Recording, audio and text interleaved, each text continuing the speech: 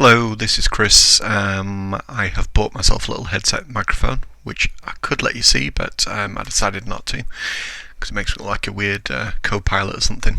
Right, so what we're going to do is a number of lessons. This is number 1 of probably 6 or 7 or something like that. And the intention is, if I can get my tablet working alright, the intention is to show you how to use tone when you're doing sort of stuff from imagination, and then in fact I'll take you through every step first. So today we're going to be using tone to use on imaginary 3D objects that I've just drawn out. In the second lesson we're going to apply those same tonal attributes and ways of doing it to a face, which I've already got ready. Lesson 3, we're going to be looking at how to construct a face when you're doing something from the imagination, and in this case we're going to be using the Loomis technique. Loomis, which you can look up online, but I would hang on for that because I've been using it for a long time, and there's a few different ways that I go about it, which might make it a little bit easier for you to use. After that, on session 4, we're going to be, hopefully you'll have drawn your own person. We'll be adding tone to it, very much in the same way as from this session. And in session 5, we're going to be adding colour to it. Now, some people like to work this way, starting off in black and white and then adding colour. I don't know why I'm writing that, but it doesn't matter. Personally, it's not the approach I take because I've just not been taught that way, and I don't know really. I think it's just personal, but I think it's the way I see colour and stuff like that. I see them really linked in. But for some of you, if you are struggling, and quite a lot of artists use this technique as well, it is good because you can focus on the actual tone of the object first, like in this first one, and sort of separate that out and then go, right, the tones are correct, now I can move on to colour. So, this is what we're doing today. So, tonal range, estimating tones when drawing from imagination. You might remember this lesson that we did at the start of the year. Oh, keep doing that, getting on the wrong layer. This lesson where we just constructed things out of pure tone. So there's no lines here, there's no sort of outline on there, and there's no outline on there. If I just nick it, it's just pure tone. See? So I can even change the shape of this if I want to. And that's the way you need tone working for you. Tone is there to describe the form. So this obviously describes something that's very smooth and spherical, because we've got this really nice subtle changing from light to mid-tone to dark. So how on earth do we do this? Well, I'll show you.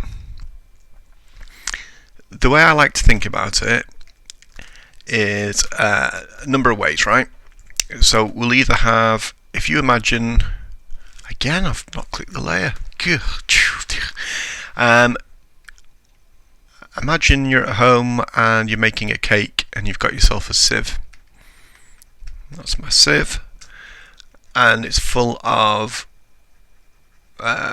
white powder, like flour or like icing sugar or something like that, and obviously nothing else. If you had an object down here, the best way to think about lighting it is just to be sprinkling icing sugar over it. And perhaps imagine that someone's put glue on this. That doesn't look like glue, does it? And so anything that's facing this sieve will get powder stuck to it. Anything that's facing away from it obviously won't, because it'll fall around. And funnily enough, that'll show you where your shadow is. So we've got a mid-tone, which is here. We've got the highlight here and the shadow there. Or you can think of it as a spray can. And if any of you have ever spray painted something, you'll know that if you spray it from the top, then obviously the sides aren't going to get covered, and it's just the same with sunlight really. There's just a few things to bear in mind though. So this is sunlight. Sunlight always moves in parallel lines. I'll try and do these parallel, but I'm just doing them manually. They never touch because the sun's so far away. If for instance this was a little lamp, a bedside table or something like that, so if you're here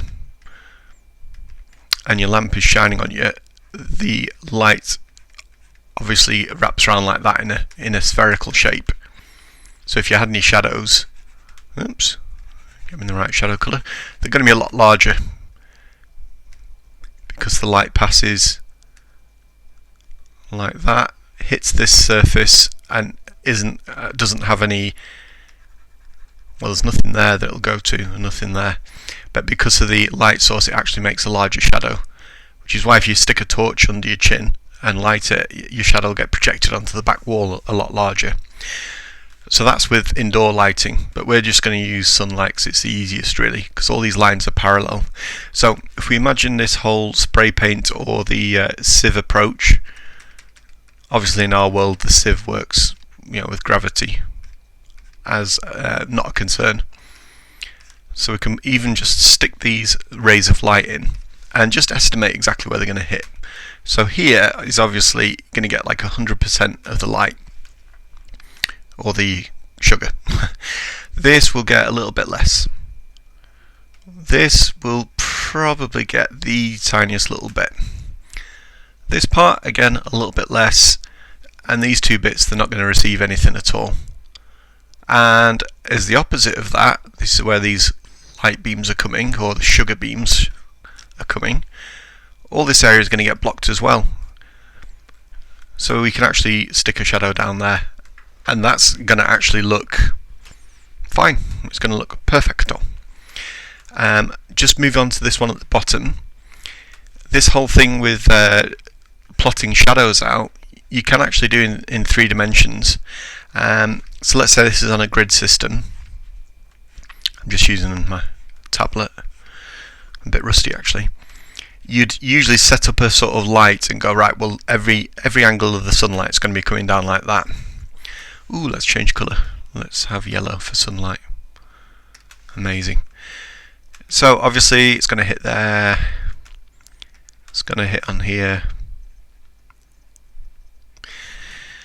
And to plot the shadows out, so it's all coming down at this angle, and you can do a dotted line until it meets up with where this line goes, and a dotted line here until it meets up with there, and that will show you your shadow. So your shadow is going to be like that. Okay. Same on the ground here. Wait a minute. I'm getting confused with all these colours. Drop this down. Drop this down. Line it up.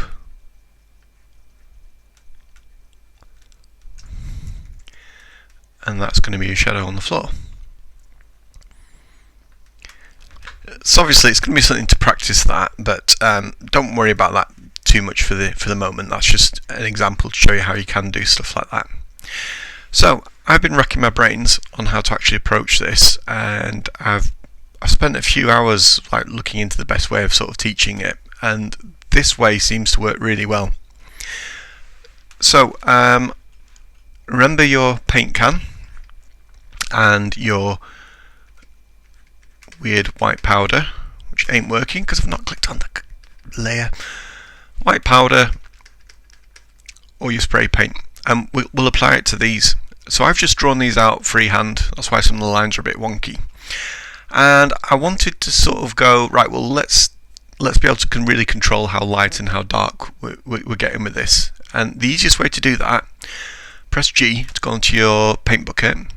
But what I've done, if you look in the top, I've put the opacity down to 20%. Tolerance is on about 10%. Sorry, 10, whatever 10 is. If it's any less, it's going to start picking up weird artifacts. And all we're going to do is add either white or black. White for highlights, black for shadows. So I'm going to press D for default colours. So we've got default as black, and remember if you press X it'll exchange them. And this is my light, almost like a Maya light, so we know because it's sunlight, it's all going to be parallel, but we know it's going to be sort of coming from this direction. So what I suggest is, once you've watched this, have a go yourself. Maybe copy this layer a few times and try from different lighting positions. So let's make the easiest thing first, right? So these two here, see, that's 20%, right? So if I click it again, it's going to double it. And you can keep clicking on these until you get the right amount of light.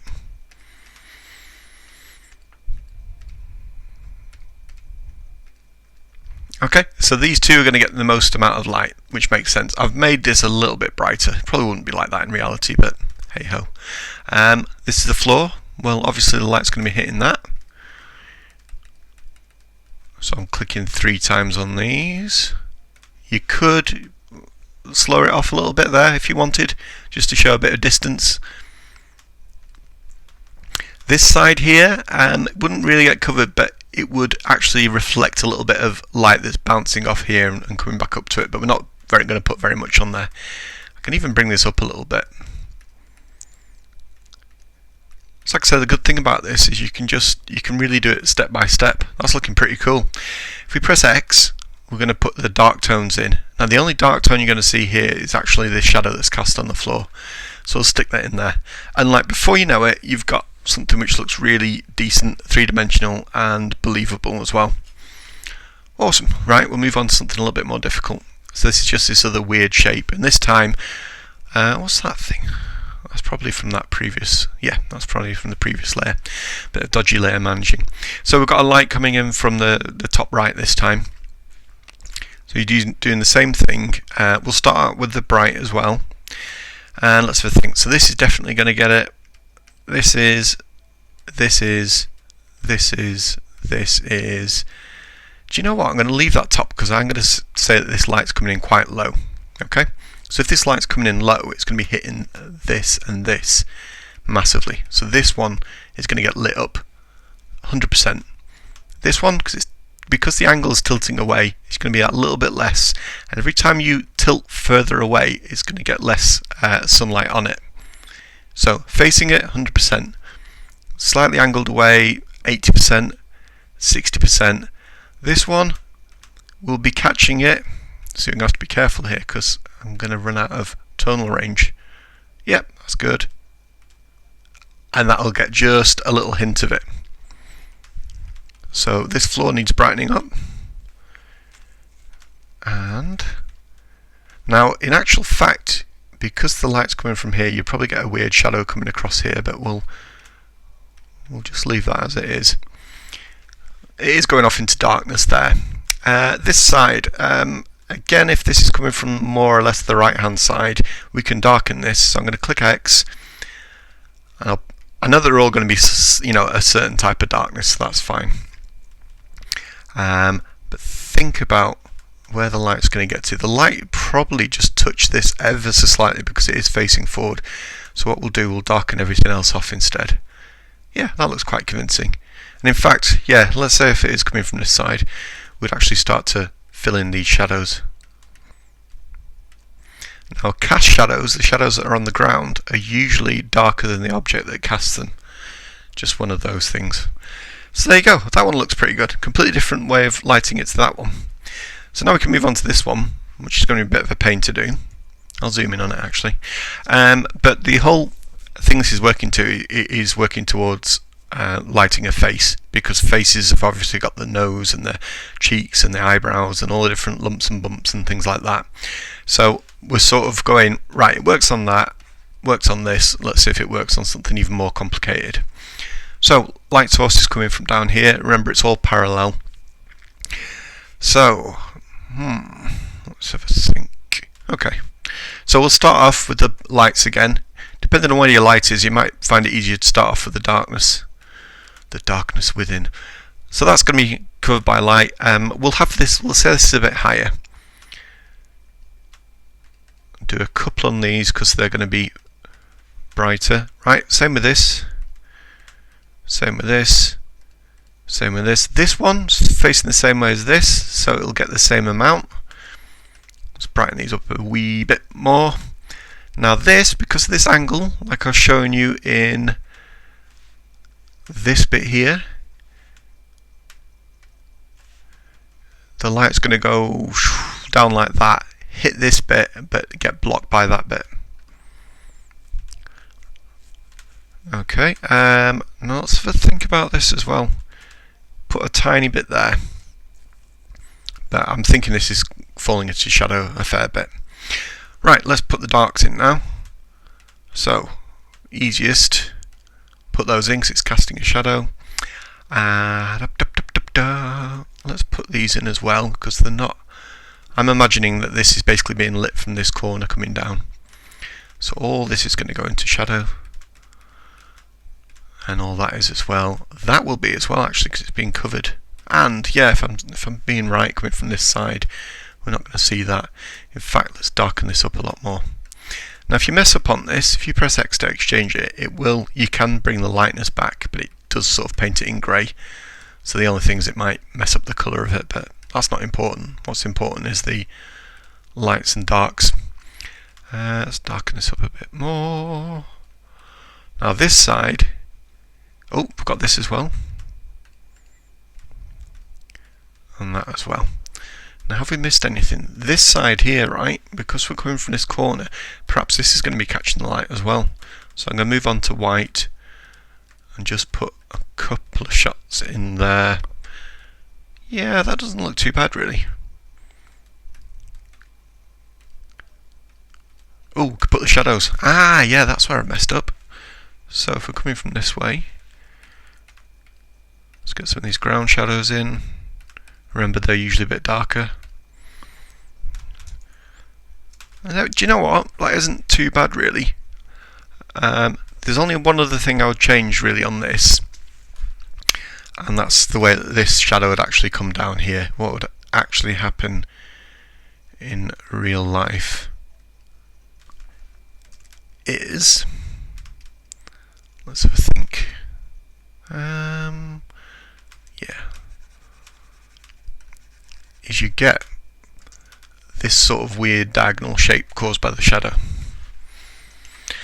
So far, oh, that's another thing. Gee, good. Okay. We've not put these ground planes in nice and bright. I'm just going to change my paint bucket to 70% so I don't give myself repetitive strain injury by tapping away. And I've clicked outside the boundary, that's why everything's brighter now. In fact, to do it again, so what? So yeah, you get really good contrast between the light and the dark there. In fact, I could go in and darken this a bit more. But yeah, have a go at this. It really starts to make sense. This is probably the most important thing to get right. So you're going to be getting more lightness on top. On here it will be not obviously that dark. It'll be ever so slightly darker than it is on top, and this is like a mid-tone, and then you've got your shadows in. So how long have we been? 18 minutes. That's about enough for a tutorial, I would have thought. Try it out. Try putting different light sources in. You know, light it from different angles. Have a look for reference if you want, you know, how shadows and stuff interact. You know, you could do something like that, but all we're doing is using the paint bucket tool. Make sure your opacity is on around about 20%. Right, each time you click it gets darker. If you press X, each time you click it goes lighter. This blue colour in the background, apart from looking nice, is the mid-tone. So it basically lets you either put light or dark in it. All the mid-tones are sorted out for you. Beautiful. Right, so give that a go, and if you could upload just a picture, maybe just one of these pages or a couple of them, just scribble your name in the corner. I'll show you how to write your name. Beautiful. And we'll have a look and see if it's been worthwhile, which I'm sure it will be, and then we'll move on to something a little bit more complicated. Adios.